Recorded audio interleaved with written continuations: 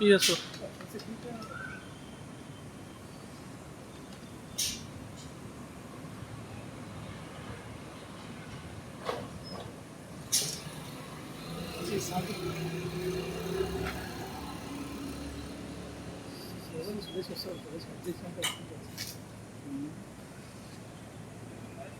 అన్నా చెప్పాలన్నా ఉన్నారన్నా ఆయన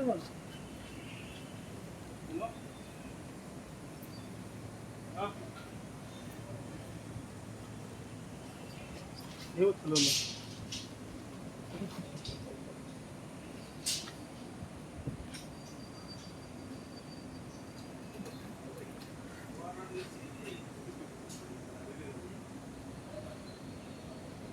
గతంలో షీ టీమ్స్ ఉండే ఇంకేదో చేశాము, ఇప్పుడు అది ప్రాపర్గా లేదు అనే విమర్శ వస్తుంది.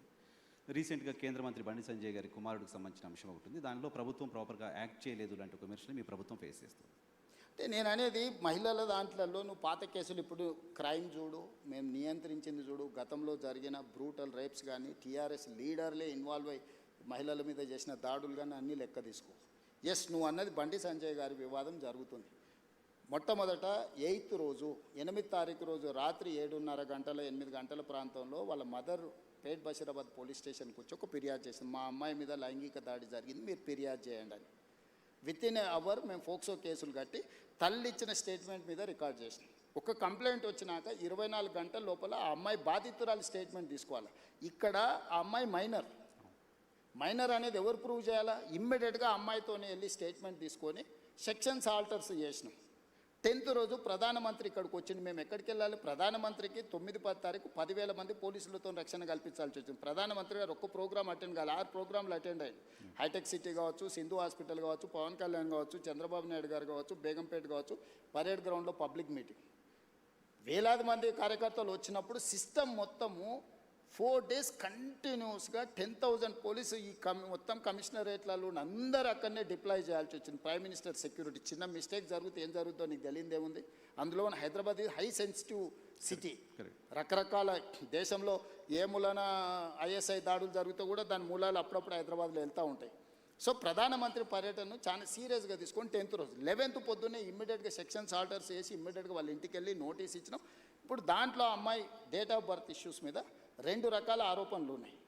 2 రకాల ఆరోపణలు ఉన్నప్పుడు ఇప్పుడు బండి సంజయ్ వాళ్ళ కొడుకు కూడా పోయి పోలీస్ స్టేషన్లో అంతకంటే ముందే కంప్లైంట్ ఇచ్చిన. వాళ్ళు కంప్లైంట్ ఇచ్చిన తర్వాత 2 గంటల తర్వాత వీళ్ళు వచ్చి కంప్లైంట్ ఇచ్చారు.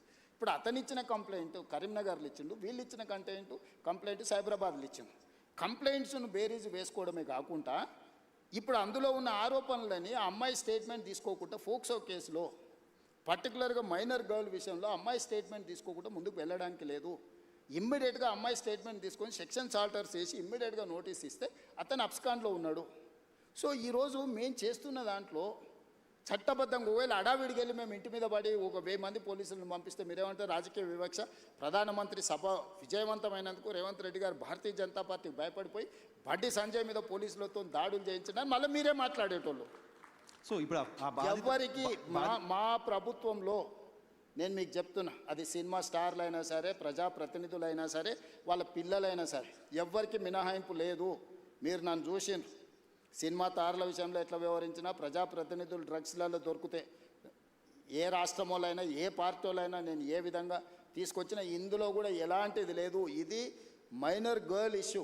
మేము గట్టిగా చెప్పడానికి లేదు, ఎట్లా పడితే అట్లా వ్యవహరించడానికి లేదు. ఆ బాధిత కుటుంబానికి రాష్ట్ర ముఖ్యమంత్రిగా నేను న్యాయం చేస్తానని ఒక హామీ ఈ వేదిక నుంచి ఇవ్వగలుగుతారా సార్? నేను అనేది ఎవరైతే నేరస్తులు ఉందో 100% శిక్షించే బాధ్యత నాది. హోంశాఖనే కాదు, నేను ముఖ్యమంత్రిని.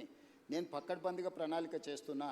నేను ఒకవేళ సహాయం చేయాలంటే ఫోక్సో కేసే పెట్టాను కదా నర్సింగ్. ఫోక్సో కేసు పెట్టి నాకు కంప్లైంట్ వచ్చిన గంటలో ఫోక్సో కేసు పెట్టినా అంటే what is my commitment? POCSO case ఎందుకు పెడతాం? ఏదో అమ్మాయి వచ్చింది, మదర్ వచ్చింది, మదర్ కంప్లైంట్తోని ఫోక్సో కేసులు పెట్టడం సీరియస్ సెక్షన్స్ పెట్టలేము. బాధితురాలి యొక్క స్టేట్మెంట్ తీసుకున్న తర్వాతనే మనం చేయాలి. ఈ చట్టంలో ఉన్న నిబంధన. సో ఇప్పుడు కొన్నిసార్లు మైనర్ పిల్లలు ప్రేమించుకుంటారు. వాళ్ళ ప్రేమ విషయం తల్లిదండ్రులకు నచ్చకపోతే తల్లిదండ్రులు కొన్నిసార్లు కోపానికి వస్తారు, కొన్నిసార్లు డిఫరెంట్గా వాటి మీద ఒత్తిడి తీసుకొస్తుంటారు. ప్రభుత్వం అనేది అసర్టైన్ చేసుకోవాలి కదా. దట్టు ఒక ప్రధానమంత్రి వచ్చే ముందల వచ్చిన 2 ఫిర్యాదులు, అక్కడనేమో హానీ ట్రాప్ అని బండి సంజయ్ కుటుంబం కేసు పెట్టింది. ఇక్కడేమో మైనర్ అమ్మాయి మీద లైంగిక దాడి జరిగిందని వీళ్ళు కేసు పెట్టారు. రెండింటిని పరిశీలించడానికి పోలీసులకు కనీసం 24 గంటలను పడితే వాళ్ళు ఇచ్చింది రాత్రిపూట. ఒక ఆయన 8 తారీఖు 5 గంటలకు ఇస్తే ఇంకొకరు 8 తారీఖు 9 గంటలకు ఇచ్చారు. 9 తారీఖు నాడు ఎంబడే మేము రంగంలో దిగి పోలీసులు మొత్తం తీసుకొని మొత్తం స్టేట్మెంట్స్ రికార్డ్ చేసి సెక్షన్స్ ఆల్టర్ చేసిన 9 తారీఖు. 10 తారీఖు నాడు ప్రధానమంత్రి మొత్తం నేను పర్యటనలో ఉన్న మొత్తం వ్యవస్థ ఉంది. 11 పొద్దున్నే నేను సమీక్ష చేసి ఒక ఉమెన్ ఐపీఎస్ ఆఫీసర్ని అపాయింట్ చేసి కంప్లీట్గా డీటెయిల్ చేసి సెక్షన్స్ ఆల్టర్ చేసి బండి సంజయ్ ఇంటికే కాదు బండి సంజయ్ బావమరిది ఇంటికి ఢిల్లీలో కూడా అందరినీ 5 పోలీస్ టీంలను ఈరోజు పంపించినాం. ఓకే. ఎక్కడన్నా ప్రభుత్వం కేసుని ఏమైనా డైల్యూట్ చేసిందా? ఇప్పుడు కొడుకు నేరం చేస్తే తండ్రిని అరెస్ట్ చేస్తారా? నువ్వు చెప్పు. ఇట్లాంటి కేసులలో ఇప్పుడు కొడుకు ఏదైనా తప్పు చేసిండు అంటే బండి సంజయ్ని అరెస్ట్ చేయాలా? ఏం కోరుకుంటుండ్రు? ఇప్పుడు బండి సంజయ్కి బీఆర్ఎస్ వాళ్ళకు పొసగలేదా, పొసిగిందా, ఎక్కడైనా తేడా వచ్చిందా, ఇవన్నీ నేను చెప్పలేను. కానీ ఆర్ఎస్ ప్రవీణ్ కుమార్ గారు వాలంటీర్ రిటైర్మెంట్ తీసుకున్న ఆఫీసర్, ఆయనే ఇన్వెస్టిగేటింగ్ ఆఫీసర్ అనుకుంటే ఆయన ఐపీఎస్ కాదు, ఇప్పుడు is no more IPS officer. ఆయన రిటైర్ అయిపోయింది. ఓ గడీలకు వ్యతిరేకంగా కొట్లాడుతున్నాడు. ఇప్పుడు ఆ గడీల దగ్గరనే గులాంగిరి చేస్తున్నాడు. పోలీసులు బెదిరిస్తున్నారు బాధిత కుటుంబాన్ని. ఎవరికి అవసరం ఉందా? పోలీసు బెదిరిస్తే కేసు ఎందుకు కడతాము? ఇప్పుడు ఇది మినిమం లాజిక్. కంప్లైంట్ వచ్చినప్పుడే పోక్సో కేసు కట్టిన ప్రభుత్వం బెదిరించినట్ట, లేకపోతే బాధితురాలు పక్షాన నిలబడ్డట? ఇమ్మీడియట్గా అమ్మాయి స్టేట్మెంట్ను తీసుకొని ఆ స్టేట్మెంట్ ప్రకారం సెక్షన్స్ ఆల్టర్ చేస్తే మేము బాధితురాలు పక్షాన్ని ఉన్నట్ట, లేకపోతే అవతల పక్షాన్ని ఉన్నట్ట? ఇప్పుడు వీళ్ళ ప్రాబ్లము కేటీఆర్ గారికి, ప్రవీణ్ కుమార్ గారికి, బండి సంజయ్కి పంచాయతీ ఉండొచ్చు. ఆ పంచాయతీ రాజకీయాలలో వాళ్ళు ఏమన్నా తెలుసుకొని ఎవరినెవరైనా తిట్టుకొని ఎవరినెవరైనా కొట్టుకొని, ఇప్పుడు ఆయన ఎవరో వాళ్ళ ఎమ్మెల్యే తిట్టిండు, వాళ్ళు వచ్చి వీళ్ళని తన్నిండ్రు. ఆయన ఏమంటుండు, వాడు తిడితే నేను దాంతో నాకు తెలిసిన చదువు ఇదే అని ఆయన అంటుండు. నేనేమంటున్నా, ఎవరు ఫిర్యాదు చేసినా కూడా దానికి క్షుణ్ణంగా పరిశీలించి కేసులు కచ్చి చట్ట ప్రకారం శిక్షిస్తా అంటున్నా.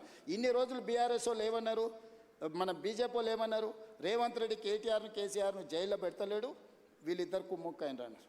ఇప్పుడు బీఆర్ఎస్ వాళ్ళు ఏమంటున్నారు, రేవంత్ రెడ్డి బీజేపీ వాళ్ళు కుమ్ముక్కైనరు, బండి సంజయ్ని జైల్లో పెడతలేడు.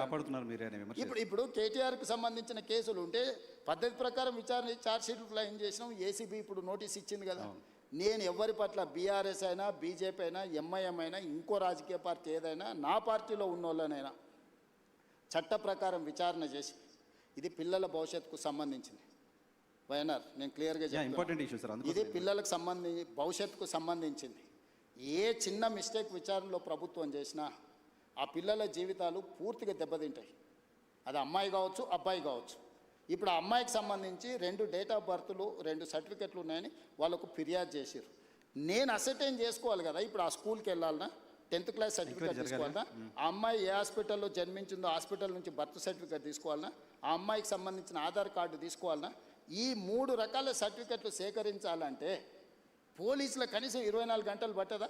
ఆ అమ్మాయి చదువుకున్న స్కూల్ ఎక్కడుందో ఫస్ట్ మేము కనుక్కోవాలన్నా, ఆ అమ్మాయి ఆధార్ కార్డు ఎక్కడుందో తీసుకోవాలన్నా, ఆ అమ్మాయి ఏ హాస్పిటల్లో జన్మించిందో వివరాలు సేకరించాలన్నా, ఇవన్నీ తీసుకోకుండా నేను ఎట్లా ఒకవేళ కేసు కట్టిన అనుకో, రేపు ఒకవేళ ఇప్పుడు వాళ్ళు చెప్తున్నాడు వాళ్ళ దగ్గర ఏదైనా ఆధారం ఉందనుకో, అమ్మాయి మేజర్ అని, నువ్వేమంటావు? బండి సంజయ్ మీద పడక వాళ్ళ పిల్లగాని మీద రేవంత్ రెడ్డి రాజకీయంగా ఎదుర్కోలేక పిల్లగాన్ని అడ్డం పెట్టుకొని రాజకీయాలు చేస్తుండు. ఇప్పుడు ఒక రోజు లేట్ కావచ్చు ఆధారాలు సేకరించడం, శిక్ష నుంచి ఎవరు తప్పించుకోలేరు. ఆలస్యం కూడా వివరాలు సేకరించడానికి ఇది ఆలస్యం అని కూడా నేను అనట్లేదు. మేము ఇమ్మీడియట్గా నోటీస్ ఇచ్చినాం, ఇంటికి గోడ కతికిచ్చినాం, పోలీస్ టీంలను పంపించినాం, ఢిల్లీకి పంపించినాం. మేము అన్ని రకాల ప్రయత్నాలు చేస్తాం. మేము హార్ష్గా బిహేవ్ చేయలేము. నేను హార్ష్గా నన్ను జైల్లో పెట్టిన కేసీఆర్ కుటుంబం పట్ల ఎప్పుడైనా హార్ష్గా వ్యవహరించిన 28 నెలలు అయింది. నువ్వు ఎట్లా ఎక్స్పెక్ట్ చేస్తున్నావు? కేటీఆర్కు బండి సంజయ్ మీద కోపం ఉండొచ్చు, అదే పార్టీలో వాళ్ళకి ఎవరైనా మిత్రులు ఉండొచ్చు, బీజేపీలో. కవిత గారే ఏం చెప్పిండ్రు, బీజేపీలో విలీనం చేయడానికి హరీష్ కేటీఆర్ నా దగ్గర జైలు ప్రతిపాదన తెస్తే నేను తిట్టేలా కొట్టి నేను చెప్పిందా? అట్లా కాదు. అంటే విలీనం చేయాలన్నప్పుడు మరి బండి సంజయ్ ఏమైనా వ్యతిరేకించిండా వీళ్ళను? మీ పగ ఏంది బండి సంజయ్ మీద? మీరేమన్నా కొట్లాడుకోండా? నేను ప్రభుత్వాన్ని నడుపుతున్నా, నేను సత్రం నడుపుతలేను. నేను ప్రభుత్వం నడిపేటప్పుడు బాధ్యతాయుతంగా వ్యవహరిస్తాను. నేను బండి సంజయ్కు మినహాయింపు లేదు, ఎవ్వరికి మినహాయింపు లేదు. ఇది పిల్లలకు సంబంధించిన విషయము. దీన్ని జాగ్రత్తగా వ్యవహరిస్తున్నాం, మేము ఆచితూచి వ్యవహరిస్తున్నాము. ఏ ముద్దాయి కూడా తప్పించుకోడు. నేను బాధిత కుటుంబానికి అష్యూర్ చేస్తున్నా, 100% ఈ ప్రభుత్వం బాధితులకు అండగా నిలబడుతుంది. తప్పు చేసిన వాళ్ళను తప్పకుండా శిక్షిస్తుంది. Right, sir. ఇందులో What మీకు is ఒక it? విషయము, డిసెంబర్ 31, 2025 కంటే ముందు జరిగిన సంఘటనలే ఫిర్యాదులు ఉన్నాయి. ఓహో, జనవరి 1, 2026 నుంచి ఇక్కడి వరకు ఫిర్యాదులో సంఘటనలు లేవు. ఓకే. 4-5 నెలల క్రితం జరిగిన సంఘటనల మీద ఫిర్యాదు వచ్చినప్పుడు 4-5 నెలల కింద ఎక్కడెక్కడ సంఘటనలు జరిగిన వివరాలు సేకరించడం కొంత సమయం పట్టదా? చేయాల్సిందే. చేసే ఇప్పుడు నిన్న జరిగిందో మొన్న జరిగిందో, నిన్న మేము ఎక్కడో వెళ్తే మా మీద ఇట్లా దాడి జరిగిందంటే ఆ విచారణ వేరు. డిసెంబర్ 31 నైట్ ఇక్కడ సంఘటన జరిగింది, October so and so date నాడు ఇక్కడ సంఘటన జరిగింది, ఆగస్టులో సో అండ్ సో డేట్ నాడు ఈ సంఘటన ఇట్లా కొన్ని వాళ్ళు కోట్ చేస్తున్నారు. 4 నెలల వెనక్కి వెళ్ళి జరిగిన సంఘటనలని సేకరించాలంటే మేము టెక్నాలజీని వాడాలి. టెలిఫోన్ టవర్స్, అమ్మాయి అబ్బాయి టవర్స్ ఒక దగ్గర ఉన్నాయా లేవా సిగ్నల్స్, లేకపోతే ఎక్కడైతే వెళ్ళిందో అక్కడ ఏమైనా సీసీ కెమెరాలు ఉన్నాయా, అక్కడ ఏమైనా ఫుటేజ్ ఉందా? సార్, మీ పోలీస్ విచారణ అంతా ఓకే. అరే మరి అంటే మీరు సింపుల్గా ఎందుకు అర్జెంటుగా తీసుకొచ్చేసి కోదండం ఎక్కించి కొడతలేరు, సంజయ్ కొడుకును ఊరేస్తలేరు?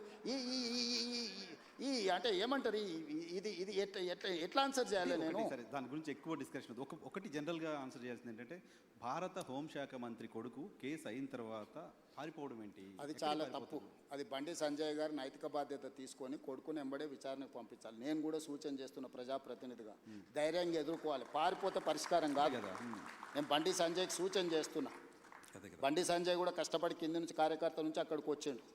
కొడుకు తప్పిదం వల్ల ఆయనకు తలవంపులు వచ్చినాయి. కానీ బాధ్యతగా నిలబడి, తప్పైనా ఒప్పైనా నిలబడి జవాబు చెప్పాల్సిన బాధ్యత ప్రజాప్రతినిధిగా బండి సంజయ్ మీద ఉంది. దాని నుంచి, ఆ బాధ్యత నుంచి బండి సంజయ్ తప్పించుకోలేడు.